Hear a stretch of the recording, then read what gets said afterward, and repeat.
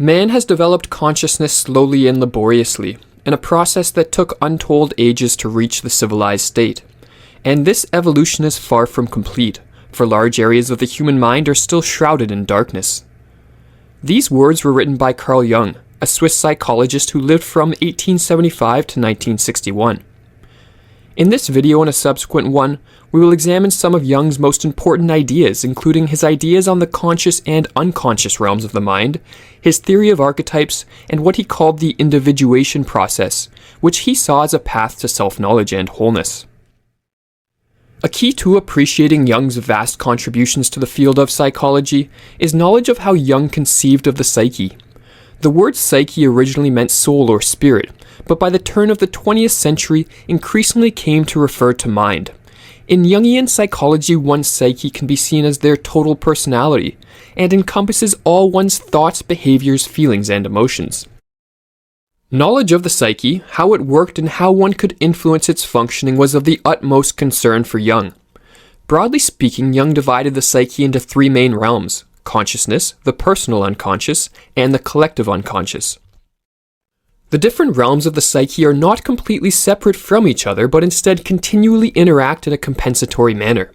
This dynamic interplay between the conscious and unconscious realms of the psyche leads, as we will see, to the potential for personal growth and change through what Jung termed the individuation process. Before examining in more detail the unconscious realms of the psyche, we will first discuss consciousness, that realm of the psyche most familiar to us. The conscious realm of the psyche can be described as one's field of awareness, and consists of those psychic contents that one knows. At the center of this field of awareness was what Jung called the ego. The ego is one's personality as they are aware of it firsthand, or in the words of Jung, the ego forms, as it were, the center of the field of consciousness, and insofar as this comprises the empirical personality, the ego is the subject of all personal acts of consciousness. The ego plays a crucial role in each person's life as it acts as a gatekeeper which influences what contents of experience are reflected in consciousness and which contents are eliminated, repressed, or ignored. The ego, in its role as gatekeeper, helps determine the content of the next main area of the psyche we will look at, the personal unconscious. As Jung wrote, "There are certain events of which we have not consciously taken note. They have remained, so to speak, below the threshold of consciousness. They have happened, but they have been absorbed subliminally." These events that have been absorbed subliminally occupy the personal unconscious.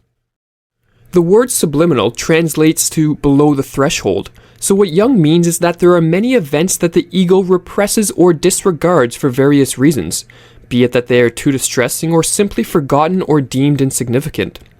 But these events do not disappear completely from the psyche, but instead occupy the personal unconscious and continue to have the potential to influence one's personality. It must be stressed that the unconscious realm is not merely a receptacle for forgotten memories. Rather, as we mentioned earlier, the unconscious and conscious realms of the psyche dynamically interact, both playing an integral role in the life of the individual. One way that the personal unconscious influences one's behavior is through the impact of what Jung called complexes. Many people are familiar with the term complex in psychology.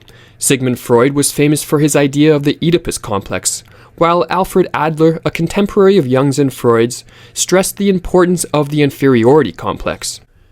Jung conceived of complexes as subpersonalities, which have the potential to exert powerful control over one's thoughts, emotions, and behaviors.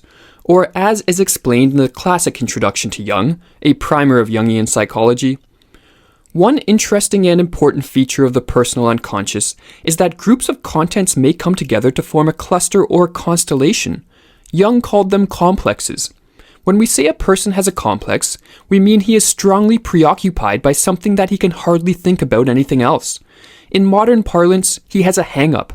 A strong complex is easily noticed by others, although the person himself may not be aware of it.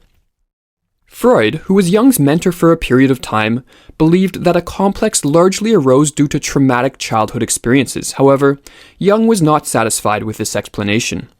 His dissatisfaction with Freud's explanation led him on a search for what it was in the psychic realm that gave rise to complexes. and what he was to discover was that the roots of complexes resided in a layer of the unconscious that was deeper and more fundamental than the personal unconscious, which he called the collective unconscious. This discovery was spurred by extensive analysis of the unconscious material of his patients, such as their dreams and fantasies, as well as his study of comparative religion and mythology. What Jung noticed was that not only were there uncanny similarities between unconscious material of different patients, but more interestingly, there was also uncanny similarities in the major mythological motifs and religious symbols of different civilizations. This led Jung to propose that in addition to the conscious and personal unconscious realms of the psyche, there also existed another realm, as he wrote. From the unconscious there emanate determining influences which, independently of tradition, guarantee in every single individual a similarity and even a sameness of experience, and also of the way it is represented imaginatively. One of the main proofs of this is the almost universal parallelism between mythological motifs. Jung's idea of the collective unconscious was one of his most important contributions to the field of psychology. What Jung was proposing was that in addition to the personal unconscious, which is mainly composed of elements drawn from the individual's life experiences, the collective unconscious contains universal elements which are inherited.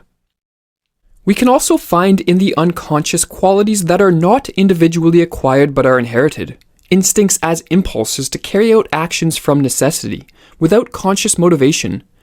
In this deeper stratum, we find archetypes. The instincts and archetypes together form the collective unconscious. I call them collective because, unlike the personal unconscious, it is not made up of individual and more or less unique contents, but of those which are universal and of regular occurrence. According to Jung, archetypes are psychic structures which are common to all humans and constitute the archaic heritage of humanity.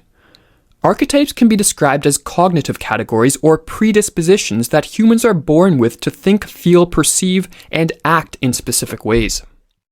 It is important to note that Jung did not believe that one could directly perceive an archetype. Rather, one can note their existence only by observing the images or symbols which are manifested as a result of their existence in the unconscious. Archetypes shouldn't be equated with symbols or images. Instead, archetypes manifest images and symbols along with various other phenomena. In the words of Anthony Stevens, archetypes possess the capacity to initiate, control, and mediate the common behavioral characteristics and typical experiences of all human beings. Thus, on appropriate occasions, archetypes give rise to similar thoughts, images, mythologisms, feelings, and ideas in people, irrespective of their class, creed, race, geographical location, or historical epoch. Some of the archetypes that Jung examined included those of the mother, birth, death, rebirth, power, the hero, and the child, to name but a few. However, as Jung stated, there are as many archetypes as there are typical situations in life. Endless repetition has engraved these experiences into our psychic constitution, not only in the forms of images filled with content, but at first only as forms without content, representing merely the possibility of a certain type of perception and action. The archetypes of the collective unconscious have a deep evolutionary basis, and Jung considered them to be inherited parts of the psyche. Jung thought it obvious that, just as the body has evolved over long periods of time, so too must the psyche have evolved certain predispositions and inherent tendencies as well, throughout our vast evolutionary lineage. Just as the human body represents a whole museum of organs, each with a long evolutionary history behind it, so we should expect to find that the mind is organized in a similar way. It can no more be a product without history than is the body in which it exists. By history, I do not mean the fact that the mind builds itself up by conscious reference to the past through language and other cultural traditions. I am referring to the biological, prehistoric, and unconscious development of the mind in archaic man, whose psyche was still close to that of the animal. While archetypes are formed over extremely long periods of time in an evolutionary manner and are common to all humans, they express themselves differently in each person. In other words, the archetypes interact in a dynamic manner with the individual experience of each person, and this leads to the formation of a unique personality. Jung believed it was of paramount importance for each individual to confront and integrate the contents of their unconscious, and thought the failure to do so would result in a fragmented individual. For the sake of mental stability and even physiological health, the unconscious and the conscious must be integrally connected and thus move on parallel lines. If they are split apart or dissociated, psychological disturbance follows. This process of confronting the unconscious was, according to Jung, a path to self-knowledge which he called the individuation process. As Jung commented, "I use the term individuation to denote the process by which a person becomes a psychological individual, that is, a separate, indivisible unity or whole."